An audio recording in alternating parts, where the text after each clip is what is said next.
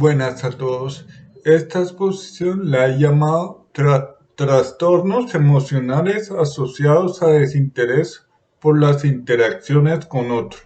Un nombre un poquito largo, pero da cuenta de dos trastornos de personalidad llamados esquizotípico y esquizoide, disfuncionalidades que se relacionan con alteraciones en la creación y desarrollo de vínculos afectivos e interactivos con otros.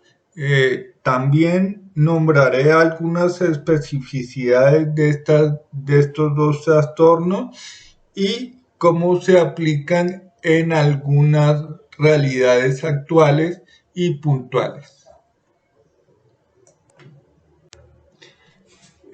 En esta diapositiva definiré el trastorno esquizoide.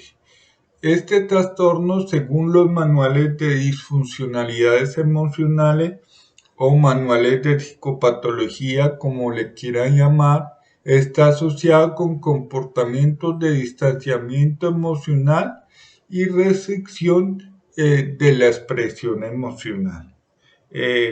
Los sujetos que tienen este trastorno no disfrutan y no desean las relaciones interpersonales, incluidas la formación de una familia.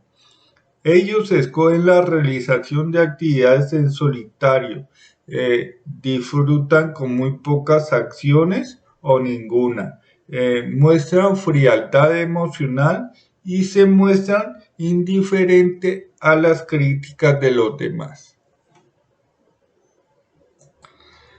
Algo esencial de estos trastornos esquizoides es que los comportamientos que nombré anteriormente son independientes de los trastornos del estado de ánimo, de la esquizofrenia o de otros trastornos psicóticos.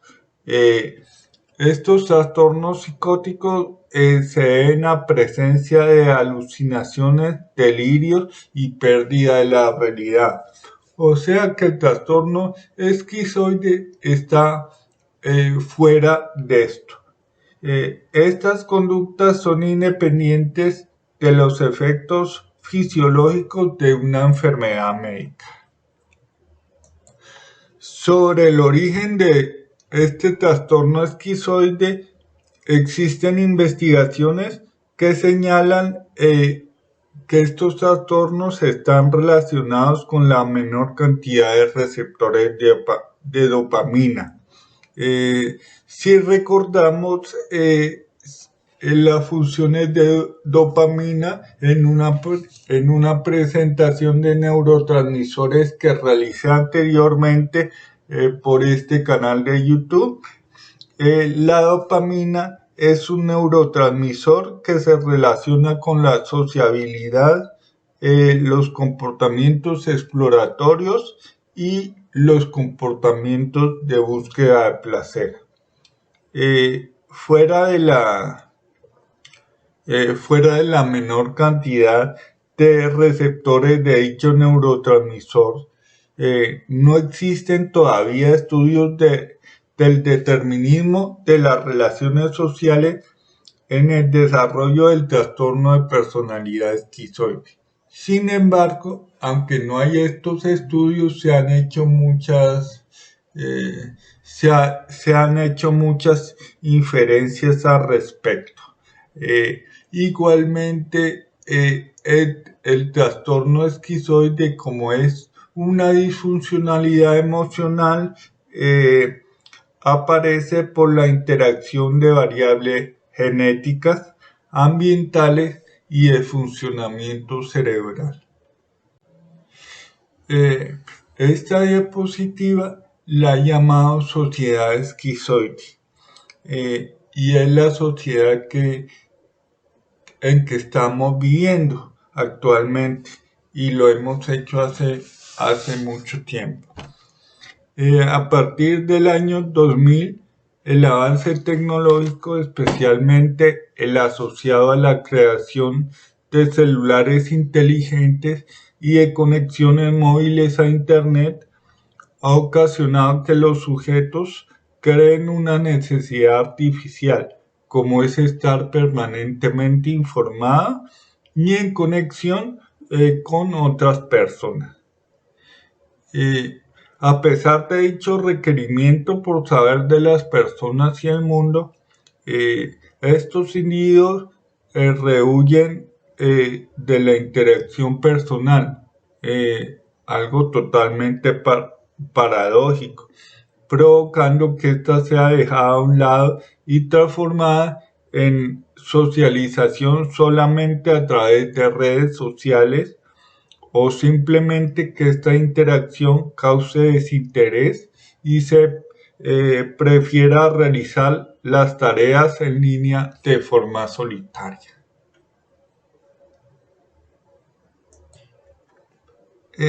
Ante esto hay una pregunta: ¿cómo se formó este interés de los niños, de los adolescentes por las actividades en línea?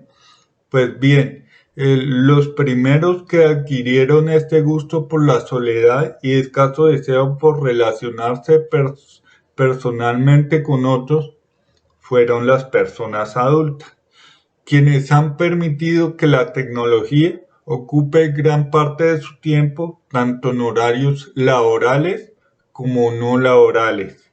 En los horarios de descanso, los adultos se volvieron adictos al trabajo. Los adultos se volvieron personas que no pueden dejar de ver su internet, sus mensajes, su WhatsApp o cosas así. El hábito del adulto de utilizar constantemente su tiempo en las herramientas tecnológicas, sea por trabajo o sea por placer, puede ocasionar en ellos desinterés para las relaciones afectivas concretas, presentes. También puede provocar frialdad emocional y rechazo a todo tipo de contacto que no sea por este medio. Estos adultos son personas que no comparten espacios familiares con su pareja o con sus hijos, y si los comparten no pueden deshacerse del uso del celular o del computador, impidiendo tener una comunicación fluida o un vínculo afectivo cercano a su familia. En esta situación vemos, por ejemplo, muchos adultos que en la hora de los almuerzos, de la cena, que es la hora de compartir con su familia, el tiempo de compartir con su familia, no son capaces de dejar el celular a un lado y llevan el computador portátil a trabajar en la mesa. Al presenciar este comportamiento adulto, los menores desean identificarse con sus primeros objetos de amor, o sea, sus padres, tomando como propias estas conductas similares, las cuales son similares a la tenencia de una adicción. Las adicciones están incentivadas y la conducta de amor, de gusto por las redes sociales están incentivadas debido a que los padres permiten que sus hijos inviertan gran parte del tiempo en el celular o en el computador, no exigiendo la realización de actividades deportivas o actividades de socialización personal con sus amigos o con su familia. Inclusive los padres utilizan el celular como niñera, de manera que cuando el hijo de 2, 3 años está muy cansón, está chillando mucho, ellos le pasan su celular para que el niño se calme. Por eso el celular se convierte en una adicción. De esta forma se puede visualizar cómo la sociedad más pequeña, como es la familia, está estimulando en sus miembros los comportamientos esquizoides, algo que solamente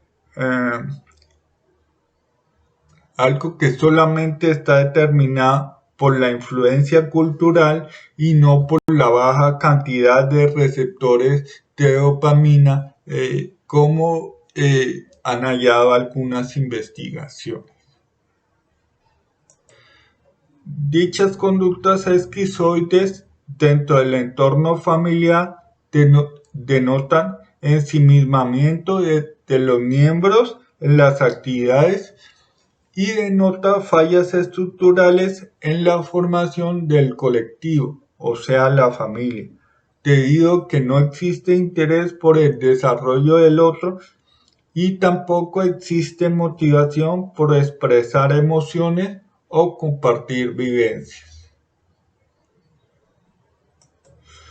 Las familias esquizoides se convierten en sociedades esquizoides, controladas por una necesidad artificial asociada con estar conectado a determinado aparato comunicacional y por ende huir de la comunicación personal, de la interacción personal y el desarrollo del vínculo de vínculos emocionales saludables con las demás personas. Esta sociedad esquizoide se podría transformar a algo funcional en la medida que las figuras de identificación, como los padres de familia, transformen su manera de percibir la realidad y sean conscientes de su papel como formadores de costumbres y formadores de toda clase de inteligencia, incluida la emocional. En esta diapositiva quiero hablar del trastorno esquizotípico.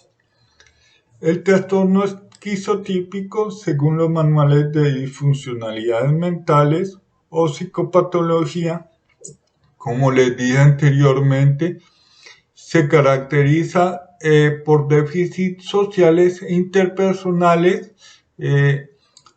asociados al malestar agudo, incapacidad reducida para las relaciones con otros. Este es un rasgo que tiene similar al trastorno esquizoide, pero además de este rasgo hay acompañamiento de distorsiones cognitivas o perceptivas y excentricidades en el comportamiento. Estas distorsiones y excentricidades pueden ser ideas de referencia, creencias raras o pensamientos mágicos, como por ejemplo creencia en supersticiones, telepatía, sexto sentido. También pueden ser experiencias perceptivas inhabituales como ilusiones corporales. Puede estar acompañado de pensamientos y lenguaje raro, como el metafórico. Puede estar acompañado de ideación paranoide, o sea que lo están persiguiendo, que es el centro de atención, afectiva inapropiada o restringida, falta de amigos o de confianza en otros, y ansiedad social excesiva. En cuanto al rendimiento cognitivo de los sujetos con esquizotipia, varias pruebas, estudios han señalado una disminución de la capacidad y de la ejecución en pruebas que incluyen la evaluación de memoria y de aprendizaje, interpretando estos hallazgos producto de fallas en el hemisferio izquierdo. Sobre su emocionalidad, los sujetos con este trastorno tienen comportamientos introvertidos, expresiones emocionalmente planas, aislamiento social, disminución de la capacidad de sentir placer, conductas que se notan pero no tienen tanta fuerza como cuando el sujeto tiene un trastorno esquizofrénico. Los sujetos con trastorno esquizotípico tienen más posibilidades de padecer depresión, ansiedad, otros trastornos de personalidad y estados psicóticos pasajeros, especialmente en sujetos que manejan inadecuadamente el estrés. También también se puede acompañar este trastorno esquizotípico con personas que tienen problemas con el consumo de bebidas alcohólicas o con el consumo de sustancias alucinógenas. Y hay una relación cercana de las personas con trastorno esquizotípico y los intentos de suicidio.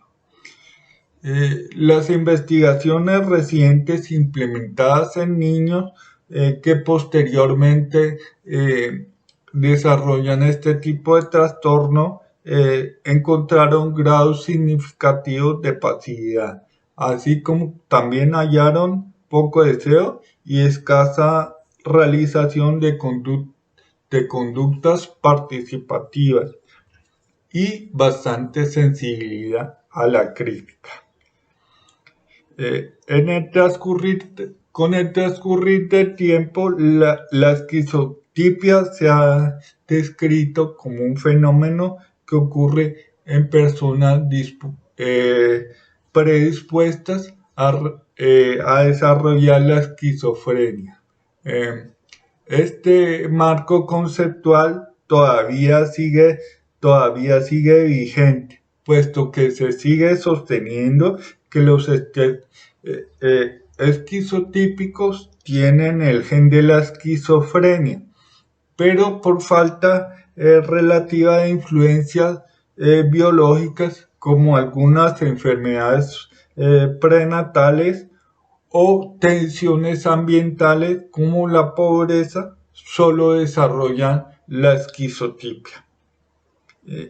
Existen ciertos cálculos que refieren que entre un 30 y un 50% de las personas con esquizotipia que solicita ayuda también satisface los criterios del trastorno depresivo mayor, por lo cual los tratamientos psiquiátricos y los procesos terapéuticos pueden tener bastantes similitudes. En cuanto a la parte psicológica, los profesionales de la salud mental han realizado dos tipos de tratamiento. El primero es incentivar en los participantes la adquisición de habilidades sociales que les permitan ayudarlos en reducir su aislamiento y desconfianza de los otros, dando pie a cierto tipo de interacción funcional o sana. La segunda clase de tratamiento, algo que no es tan utilizada como la primera, es no animar cambios en el adulto, sino ayudar a que la persona se acepte y se ajuste a un estilo de vida solitario.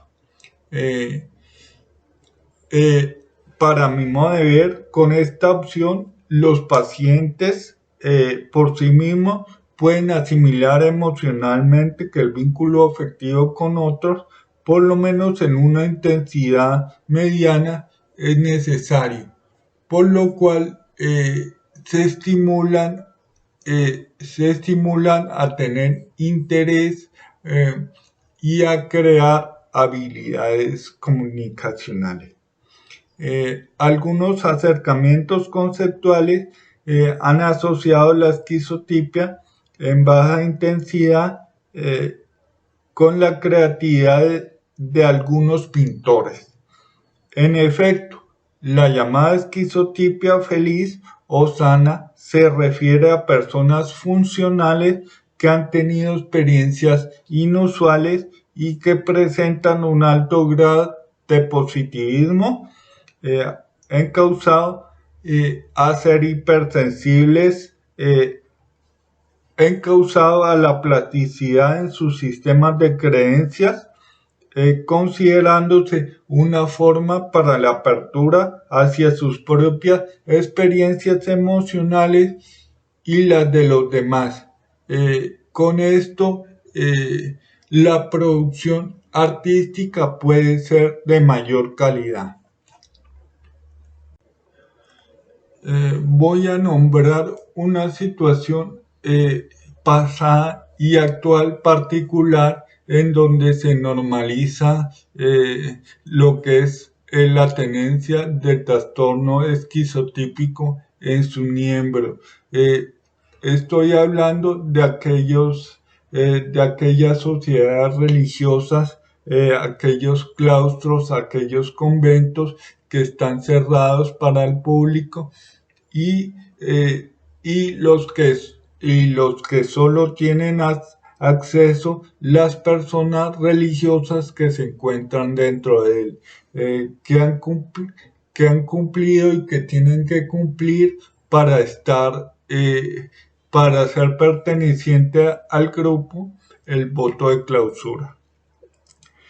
El voto de clausura son los compromisos o promesas que adquieren las personas antes de pertenecer a algunas comunidades religiosas.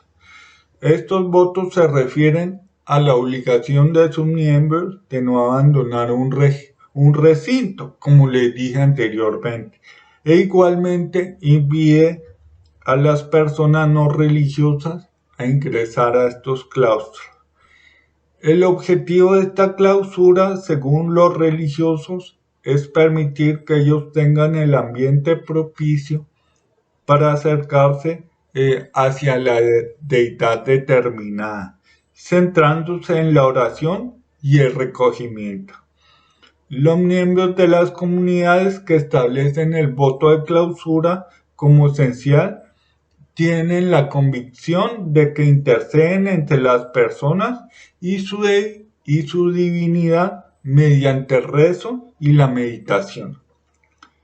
Los sujetos de estas comunidades se sienten un punto de referencia, puesto que con sus pensamientos, denominados oraciones, pueden lograr la salvación de los otros a través de la comunicación que solo ellos sienten que pueden adquirir con la creencia imaginaria de la deidad. Sin embargo, esta comunicación con su Dios es algo imaginario, puesto que la persona se está conectando con la parte de su ser significada como ejemplar. De esta forma, el concepto de Dios es el ideal del ser, aquello a lo cual todos queremos llegar, pero es imposible por su perfección, cosa que los religiosos han confundido con un ente externo al ser humano, al cual únicamente se puede acceder por medio de la telepatía, que es una transmisión de comportamiento, de pensamientos, perdón. Desde este punto de vista, la oración sería una telepatía, una transmisión de pensamientos con la deidad o Dios. La oración se convierte en una idea mágica que se puede interpretar como el deseo lejano de una realidad objetiva por sentirse en un lazo especial con su deidad. algo que se encuentra asociado a creer que es alguien elegido por su Dios para la realización de cierta obra celestial, eh, y, y creer que está gozando desmesuradamente de cosas que subjetivamente son interpretadas como milagrosas, eh, como la comida, la luz del día, etc. Eh, las personas religiosas que están en estos claustros se sienten bendecidas, y su vida solo cobra propósito por la oración, los milagros, y los votos de clausura que ellos tienen. Eh, estos votos pueden estar escondiendo, normalizando y permitiendo que el sujeto racionalice, tanto hacia los demás como hacia ellos mismos, sus incapacidades para una sana interacción, eh, para una poca motivación para ella, y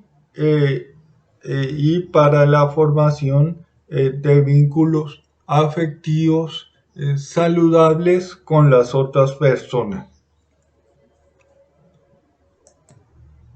Conviviendo en estos conventos, la persona religiosa solamente tiene necesidad de establecer contacto interpersonal con pocos individuos y en instantes del día reducidos. Contacto que no implica la formación de relaciones emocionales, puesto que cada miembro se concibe únicamente como posibilitador del diálogo y el perdón de su deidad hacia la humanidad, sin importar su particularidad humana de seres sociales. Los individuos que viven en estos sitios inaccesibles para la mayoría dejan de ser funcionales para el orden cultural, negando su particularidad humana de seres sociales, por lo cual se puede concluir que poseen un trastorno emocional, definiendo el trastorno como cambio o alteración que se produce en la esencia o las características permanentes que conforman una cosa o que permiten el desarrollo de un proceso. El ser humano es un ser social, y con estos miembros de estas congregaciones religiosas se cambia totalmente esta naturaleza. Además de los déficits interpersonales permitidos para los miembros de estas congregaciones, también se admiten esporádicamente la aparición de conductas esquizofrénicas, disminución de la capacidad para sentir placer, emociones planas, alucinaciones, delirios, poco interés para las funciones de aseo, cocina, etc. En dicho ambiente del claustro o convento, los sujetos con estas dos disfuncionalidades emocionales, esquizofrenia y esquizotipia, no son condenados por sus compañeros, ni mucho menos por las personas de afuera. Antes, por el contrario, su misión es percibida como loable por diferentes personas. Los, los ataques, la aparición de conductas esquizofrénicas se pueden explicar por el trance que ellos tienen, el trance que dicen, él los está acercando mucho a su Dios. Cuando existen manifestaciones al interior del recinto de la esquizofrenia o estados transitorios de esta patología. Como les dije anteriormente, estos son reforzados eh, eh, y estos son reforzados por la comunidad. Estos estados se encuentran asociados con la aparición de una idea delirante, eh, ser testigos de determinado milagro. Este relato acerca de ser testigo puede interpretarse como la ruptura con la realidad de aquella persona dentro del registro, quien padece de esquizofrenia o crisis esquizofrénica momentánea. Pero también puede significar que ese individuo se encuentra en el camino de la desestructuración mental y esa es la única forma de tener contacto con la realidad. Forma que es bien recibida por los otros y forma que es contenida hasta que la persona que ha tenido esa idea delirante se calma. Señores, esto era todo lo que tenía para decirles hoy. Antes antes de irme, quisiera mostrarles mi tarjeta de presentación. Mi nombre es Felipe Jaramillo Soto, soy psicólogo clínico con formación en psicoanálisis y especialización en gestión humana de las organizaciones. Tengo mi consultorio particular en la ciudad de Cali. Esta es mi dirección, esta es mi cuenta de correo y este es mi teléfono con WhatsApp. ¿A qué me dedico? Me dedico a consulta clínica individual a todo tipo de población, niños, adolescentes, adultos jóvenes, adultos de 25 o 40, adultos de mediana edad y adultos mayores. Lógicamente, cada población tiene sus herramientas metodológicas distintas. También me dedico a consulta clínica de parejas, de grupos y a formación a empresas de competencia blanda, como trabajo en equipo, comunicación eficaz, liderazgo, etc. Tengo una página web, psicólogofelipejaramillo.com. En esta página están descritos mis servicios y está una parte dedicada al blog, que es un espacio donde coloco semanalmente cuatro textos de mi autoría sobre diferentes temas psicológicos: niños, adolescentes, adultos jóvenes, adultos de mediana edad, adultos de 25 a 40, adultos mayores, parejas, disfuncionalidades emocionales, formación de competencias en niños y adolescentes. También tengo muchos escritos describiendo algunos libros psicológicos y mi análisis acerca de esos libros. Los invito porque es un espacio muy interesante y que hago con mucho esfuerzo. Actualmente tengo en ese blog 496 escritos de mi autoría. Tengo dos páginas corporativas, una en Facebook y otra en Instagram, donde estoy como psicólogo Felipe Jaramillo. Tengo mi página en LinkedIn, donde estoy como Felipe Jaramillo Soto. Tengo mi canal de YouTube donde muestro todas estas presentaciones que actualmente llevo como 64 de distintas temáticas psicológicas. He querido ser variado para que la gente genere mucho interés en este canal de YouTube. Y tengo mi página en Twitter. estos dos son los libros que he escrito y he publicado. El primero se llama Cómo entender el comportamiento de mi hijo. Trata de las principales cosas que suceden en los 12 primeros años de vida, los principales sucesos y las características de esos sucesos, algunas peculiaridades y hace referencia a algunas indicaciones, algunas orientaciones hacia los padres de familia para solucionar las distintas problemáticas que se pueden presentar con sus hijos en la etapa de la niñez, o sea, en los 12 primeros años de vida.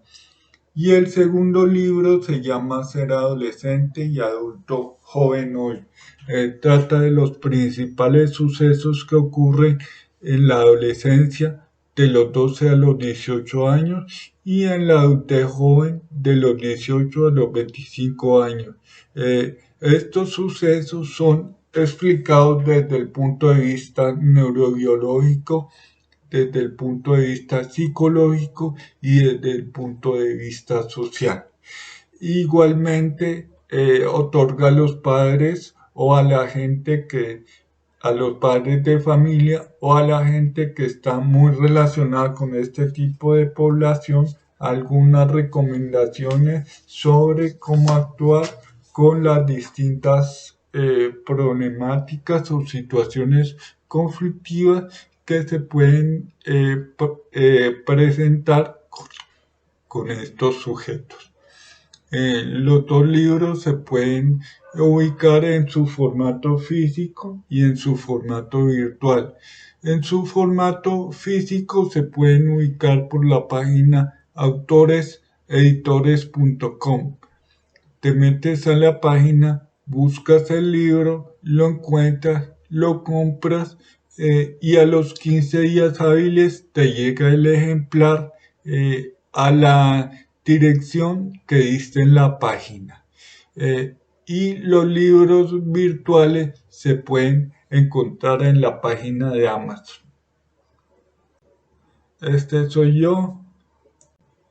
Muchas gracias.